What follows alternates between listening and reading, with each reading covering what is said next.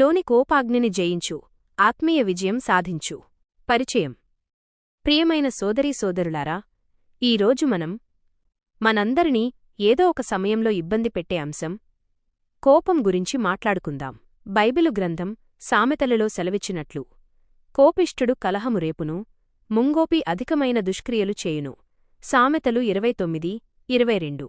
మంటలు అదుపు తప్పితే ఇల్లు ఎలా కాలిపోతుందో, కోపం అదుపు తప్పితే మన జీవితాలు, బంధాలు కూడా అలాగే కాలిబూడిదవుతాయి. కోపమంటే ఏమిటి? దాని రూపాలు. కోపమనేది కేవలం ఒక అరపు కాదు, అది ఒక శక్తివంతమైన ఉద్రేకం. మనకు అన్యాయం జరిగినప్పుడు లేదా మన అవసరం తీరనప్పుడు కలిగే ప్రతిస్పందన ఇది. దీనిలో రకాలు ఉన్నాయి. క్రోధం. ఇది పగ తీర్చుకోవాలనే విషపూరితమైన ఆలోచన. ఆగ్రహం. ఇంగిత జ్ఞానాన్ని మరచిపోయేలా చేసే ఆవేశం. ఉగ్రత. తనపై తాను అదుపు కోల్పోయి ఉన్మాదిలా ప్రవర్తించే స్థితి. కోపం ఎందుకు వస్తుంది? 4 మూల కారణాలు. నేటి కాలంలో మనల్ని కోపానికి గురిచేస్తున్న ప్రధాన అంశాలను గమనిస్తే: 1. గాయం.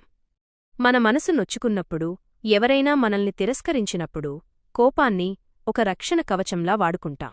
2. అన్యాయం. మన కళ్ల ముందు అన్యాయం జరిగినప్పుడు లేదా మనకు అపకారం జరిగినప్పుడు కలిగే ఆవేదన. 3. భయం. భవిష్యత్తు గురించి భద్రత లేనప్పుడు కలిగే ఆందోళన కోపంగా మారుతుంది. ఇది దేవుని ప్రణాళికపై నమ్మకం లేకపోవడాన్ని సూచిస్తుంది. 4. చిరాకు. మనమనుకున్నది అనుకున్నట్లు జరగనప్పుడు, ఇతరులు మన అంచనాలను అందుకోలేనప్పుడు కలిగే అసహనం. బైబిలు దృక్పథం: కోపం పాపమా? కోపం రావడం సహజం, కాని అది పాపంగా మారకూడదు.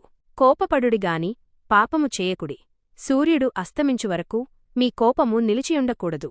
ఎఫెసీయులకు 4:26 అని దేవుని వాక్యం చెబుతోంది. ప్రభువైన యేసుక్రీస్తు కూడా దేవాలయంలో కపటత్వాన్ని చూసి కోపపడ్డారు, కాని అది నీతియుక్తమైన కోపం. అది మనుషులను బాగుచేయడానికి ఉపయోగపడింది. కోపాన్ని ఎలా అదుపుచేయాలి? ప్రయోగాత్మక మార్గాలు. మనలోని కోపాగ్నిని ఆర్పడానికి ఈ క్రింది 8 సూత్రాలను పాటిద్దాం. 1. కోపాన్ని ఒప్పుకో. నాకు కోపం ఉంది అని అంగీకరించడం మార్పుకు మొదటి మెట్టు. 2. విశ్లేషించుకో. అసలు ఈ కోపం ఎందుకు వస్తోంది? నేను ఎందుకింతగా స్పందిస్తున్నాను అని దేవుని సన్నిధిలో నిన్ను నీవు పరీక్షించుకో. 3. మూలాన్ని వెతుకు. అది గాయమా? భయమా? లేక అన్యాయమా? హృదయ అంతర్యములోని సత్యాన్ని దేవుడు కోరుకుంటున్నాడు. 4. డిమాండ్లను వదులుకో.